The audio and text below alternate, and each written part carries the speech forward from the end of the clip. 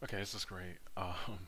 I've attempted this so many times and ran into so many different issues, but no problem. We're gonna look at a track and how to get the racing the way that it's gonna look good on a play track. Default nr2003. You're gonna be dealing with cars running the outside on the straights, bottom in the corners on a plate track, obviously. And the reason that's not really the best way to go is because cars are going to be in the inside of the corner. There's going to be no help for the outside line, and then the inside lane will just dominate the whole way. And if you want to win as a player, you just keep running that bottom lane. So you just shuffle up to the front. No, we want something more difficult than that. We want a little bit of a challenge. I have not even run this one. This is Daytona 2020 BBMC.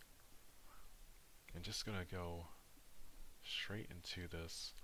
Obviously, track I&I stuff.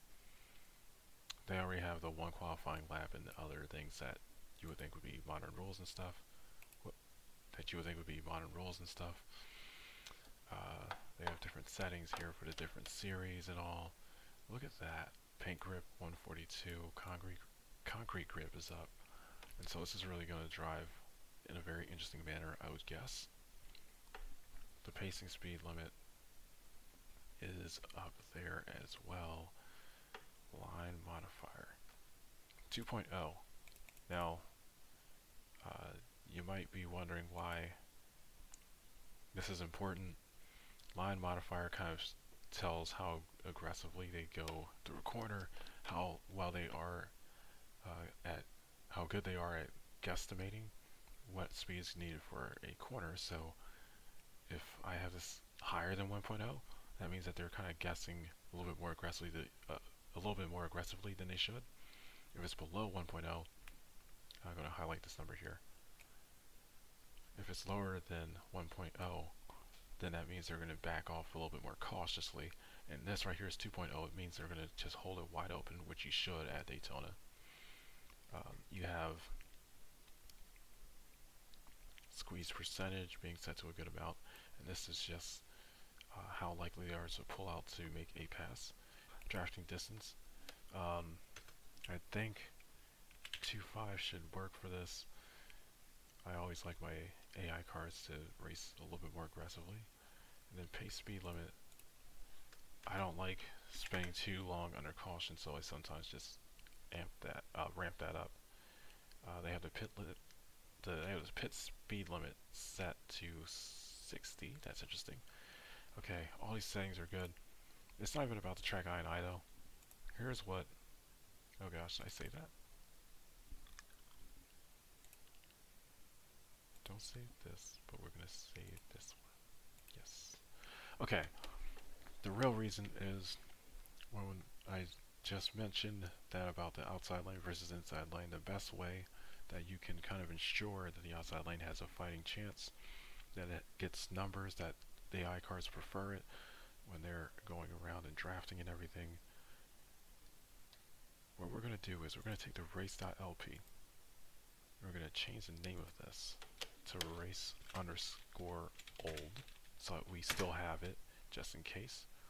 And then there is going to be min race. This is the line that kind of is a boundary line for the AI cars to know how far to the outside of track they can go before they hit the wall. So basically I can take this and copy it. I'll rename this to be the race.lp, and now they're going to run up next to the wall.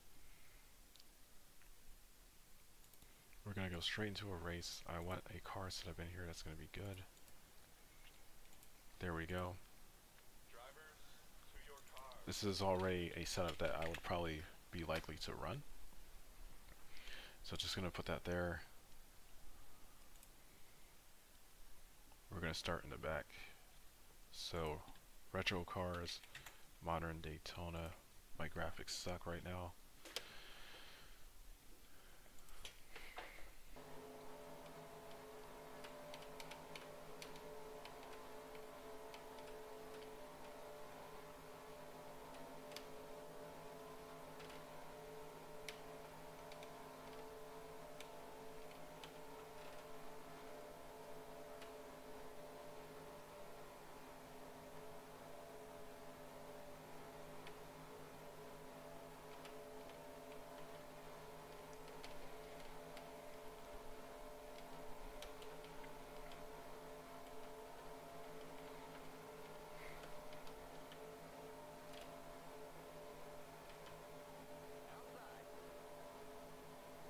Oh, this is about to be a wreck, isn't it?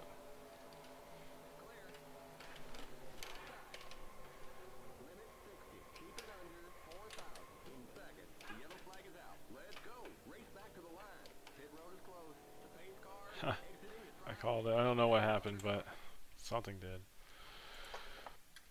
Yeah, the outside line is slightly faster. Dale Jarrett does get out in front, but that will happen.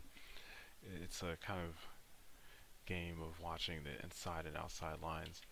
Back here you see, I believe that's Sadler. Uh, right. Yeah. Oh, I'm sorry, that's Ricky Rudd. So Ricky Rudd's back here, only car on the bottom, and he is just going to get kind of freight trained until he gets back into that gap, back in line.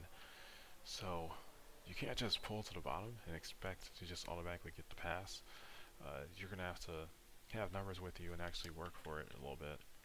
Oh wow, we were fast. We just weren't making that many passes. It was pretty hard to pass here, as you can see. You see down here, the outside lane is actually getting the run down the back straightaway. That's part of the challenge here. The inside, I think, has still some advantage in the corners and maybe an overall advantage around the track, but that's kind of the goal that we're shooting for. This is the closest you're going to get to the multi-line being equal plate track racing. And those were the settings to how you would do it.